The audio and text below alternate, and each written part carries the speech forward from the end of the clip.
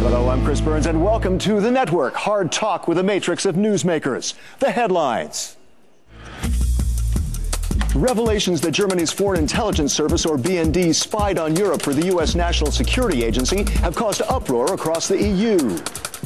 German investigators are probing reports the BND broke the law by helping the U.S. spy on government officials and companies in Europe, including Airbus. And there are allegations of a cover-up. According to German media, certain records used in the spying were deleted from the BND's databanks. How damaging could the scandal be to Chancellor Merkel's grand coalition government? How embarrassing after her own phone was tapped by the NSA. Now, wired into this edition of the network here at the European Parliament in Brussels, Elmar Brok, chairman of the European Parliament's Foreign Affairs Committee and a member of Chancellor Merkel's Christian Democrats. Jeppe Kofod, Danish vice chair of the Parliament's Delegation for Relations with the United States and a member of the Socialists and Democrats, or SD. And Klaus Buchner, German member of Parliament, a member of the Ecological Democratic Party, member of the Foreign Affairs Committee and the Subcommittee on Security and Defense. Welcome to all of you. First question to all of you, starting with Mr. Brok, with Elmar. How much can European governments and companies now trust the BND in light of this scandal? I would not trust any intelligence service. And there's a lot of reasons for that. We know that the British Secret Service has spied on Europe in cooperation with NSA and on its own, and many others will do that so. It looks so that in Germany, in a cooperation with NSD, the BND has done that without the knowledge of the government. But that doesn't make it better. We have to control intelligence services better than we have done until now. So, Jeppe, do you stay rather sanguine about that or not? Well, I think it's very important that we control the intelligence, and also that they actually obey the law and constitutions that they are obliged to obey. I mean, we see here with Germany now that there's an issue. And I think it's a little bit embarrassing, actually, after the accusation that the NSA was spying on Germany. Now it seems like the intelligence in Germany also are involved in that. So we need to get rid of this type of activities. Okay, so, well, but does that trouble you? I agree in principle with what you said. Yes. The question is not, can we trust any secret service? The question is, can we trust the government behind it? They are supposed to control the Secret Service. And the question is really, can we trust the German and the American government?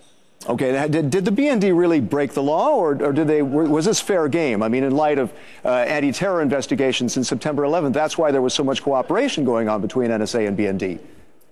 Whether it has broken, we do not know yet, because there is in the German Parliament an investigation committee has to find out. But it looks so that it's embarrassing that a part of the BND cooperated with the NSA in a naive way or by purpose, putting selectors on their agendas which are against our laws. Okay, let me go back to Klaus. Do you think they broke the law? They broke the law, of course, because spying in this way is illegal in Germany.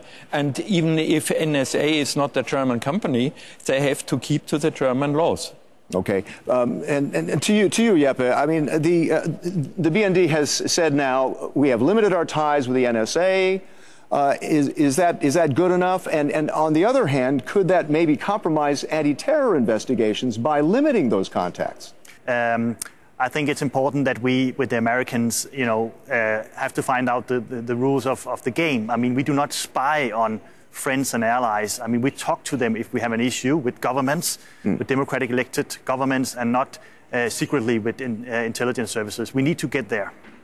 Okay, and what about what can be done?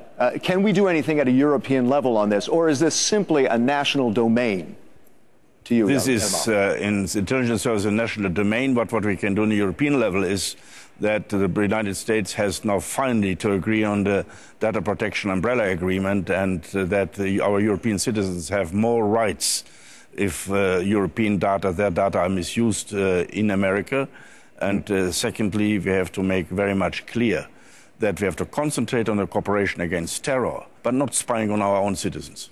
Okay, and then related to that are the trade negotiations with the Americans. How much is this perhaps making more trouble for those negotiations to proceed? Jeppe? The trust were already low after the wire scandal with Merkel's phone. So now we have another example of intelligence spying on each other, on each other's countries. We need to get away from that if we want to have a good TTIP and want to trust each other. We need to do that. I mean, in today's world, US and Europe needs each other. Okay, but then could this scandal maybe perhaps bury those trade talks indirectly? No, I think this treaty will change so much in our legal system in the way we get new laws on environment, social things and so on. So if the trust is destroyed between the governments, it has to be rebuilt before we talk again. What about the trust of the German people? Now, we see that 60%, according to one poll, 60% say that the spying affair damaged Madame Merkel's credibility. Is her job on the line here, Elmar? I'm not so worried about Mrs. Merkel's position, but we have to be sure. Here the German government is fighting such developments. In Britain, the government is cooperative with the Secret Service on spying. That's a big difference. And therefore, we have to see that Mrs. Merkel is against spying on friends. She is spying against industry. And we have to come to better techniques, how we can control services and make aware the Americans that the organized mistrust, which are dangerous for the trade negotiations. So there is some repairing to do. But Klaus, being in another party, do you think Madame Merkel is in trouble here, especially with her grand coalition? She definitely is. And the big scandal is that everybody is spied in Germany by these certain keywords. This trust is lost. Okay. There's another issue. Sorry, did you want to say something, Jeppe? No, I think on the European level, we need to have a debate on how we have democratic control with our intelligence, because we need our intelligence fighting terrorism. But at the same time, we need that they stay within the limit of the law, and we can control that what they're doing is correct and not breaking the law. Okay, so you could see some kind of action on a European level. How could you see that too, Elmar? Look, I think this is the relationship between governments where we have to make clear. It should be not possible that national institutions are used for spying on European institutions. That is appalling. Okay. There's one other angle I want to go quickly to is that Madame Merkel said she won't release the list of thousands of selectors. These are the items that the NSA asked the BND to monitor. Do you think she was right in keeping those secret? Klaus? You need such keywords, I call them. But they have to be controlled by the government and by the head of the government. Okay. That's the point. Jeppe, do you think she was right in keeping those secret? We need to enforce stronger democratic control with our intelligence. And we also need parliament control in Germany. I know they have a special committee in parliament that looks into this. And I think we need to strengthen their role so we can trust our intelligence again. Okay, Elmar, secrecy here, we got to keep that secret. First of all, there's an investigation committee. The investigation committees and other institutions of the German parliament will see that. She is herself ready to go to that institutions. But I would like to see also the selectors of the French, the British, the Danish, the Italian secret services. All right, and last question. Do you think EU companies should take more measures to defend themselves, to defend their privacy? Is this an issue now, Klaus? That's crucial, of course. A company needs it, a private person needs it. So I think that's a basic question. And this privacy can be violated only on very special grounds. And that has to be controlled by the government. Okay, Elmar, is that even possible to do that? The companies have to do much more. It's not just a question of the Secret Service of democratic countries where we can debate it publicly. If I see cyber warfare, if I see what Russia or China does, I think there's much more protection. That shows our system that we are a free system. We can debate our Secret Service. You cannot do it in China and Russia. Okay, and yet the last word, this also impinges on individual privacy as well, doesn't it? We need better principles around how we do intelligence, and then we need data protection.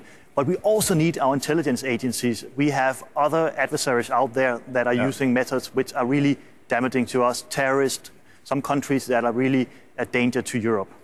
Okay, Jeppe, thank you very much. That's all the time we've got for now. I'd like to thank our guests, Elmar Brok, Jeppe Kofod, and Klaus Buchner. I'm Chris Burns, and until next time, thanks for connecting with The Network.